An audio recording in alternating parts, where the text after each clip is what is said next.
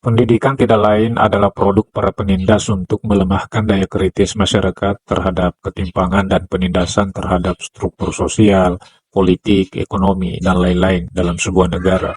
Kalian boleh saja tidak sependapat dengan argumen ini, tapi faktanya, dengan alasan inilah kesadaran seorang Paulo Freire bangkit untuk melawan dan memperbaiki sistem pendidikan di negaranya. Siapakah dan bagaimana pandangan Paulo Freire? Dalam video ini kita akan membahasnya. Mari kita bahas. Lahir pada tanggal 19 September 1921 di Brasil, Freire tumbuh dalam masa-masa sulit di mana kondisi lingkungannya kurang mendukung dan cenderung kacau akibat kemiskinan dan ketidakadilan sosial. Keadaan tersebut membentuknya tumbuh menjadi seorang pendidik dan filsuf yang dikenal luas karena kontribusinya dalam bidang pendidikan yang kritis. Freire memulai karirnya sebagai guru dan segera menyadari bahwa metode pendidikan tradisional seringkali tidak efektif bagi siswa dari latar belakang ekonomi rendah.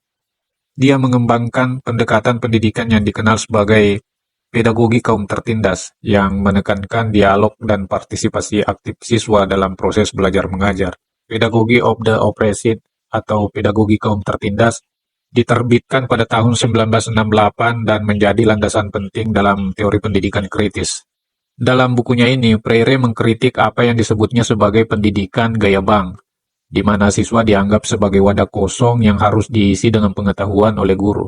Sebaliknya, Freire menganjurkan metode pendidikan yang partisipatif dan dialogis, di mana guru dan siswa bekerja sama dalam proses pembelajaran yang kritis dan reflektif. Selama karirnya, Freire banyak bekerja dengan komunitas miskin di Brasil dan negara-negara lain, termasuk di Chili dan Guinea. Dia percaya bahwa pendidikan harus memberdayakan individu untuk mengkritisi realitas sosial mereka dan bekerja untuk perubahan sosial yang lebih adil. Pedagogi of the Oppressed atau pedagogi kaum tertindas oleh Paulo Freire adalah karya seminal yang menawarkan pendekatan revolusioner terhadap pendidikan. Buku ini mengkritik sistem pendidikan tradisional yang disebut Freire sebagai pendidikan gaya bank, di mana guru menabungkan pengetahuan ke dalam diri siswa yang pasif, dan Freire berpendapat bahwa metode ini memperkuat struktur kekuasaan yang menindas, karena tidak memungkinkan siswa untuk berpikir kritis dan berpartisipasi aktif dalam proses pembelajaran. Sebagai gantinya, Freire mengusulkan sebuah pedagogi yang dialogis dan kolaboratif, di mana guru dan siswa bekerja sama sebagai mitra dalam proses pendidikan. Konsep kunci dalam buku ini adalah kesadaran kritis, yaitu kemampuan untuk memahami dan menganalisis struktur sosial, politik, dan ekonomi yang menyebabkan penindasan dalam sebuah negara dan masyarakat. Melalui pendidikan yang kritis dan reflektif, individu diharapkan dapat menyadari realitas sosial mereka dan berupaya untuk mengubahnya.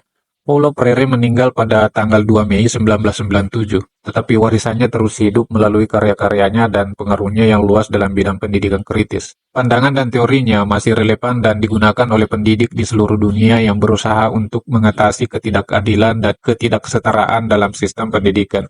Buku ini tidak hanya relevan untuk pendidik, tetapi juga untuk aktivis sosial dan siapapun yang tertarik dalam perjuangan melawan ketidakadilan dan penindasan. Hingga saat ini, Pedagogy of the Oppressed tetap menjadi teks yang penting dalam studi pendidikan kritis dan gerakan sosial di seluruh dunia. Demikianlah kisah singkat dan pandangan seorang Paulo Freire terhadap pendidikan dan realitas sosial. Apa yang diperjuangkan oleh Paulo Freire setidaknya menjadi pemacu untuk kita semua dalam melawan ketidakadilan dan penindasan yang terjadi di lingkungan kita. Terima kasih sudah menonton dan sampai jumpa di video-video selanjutnya.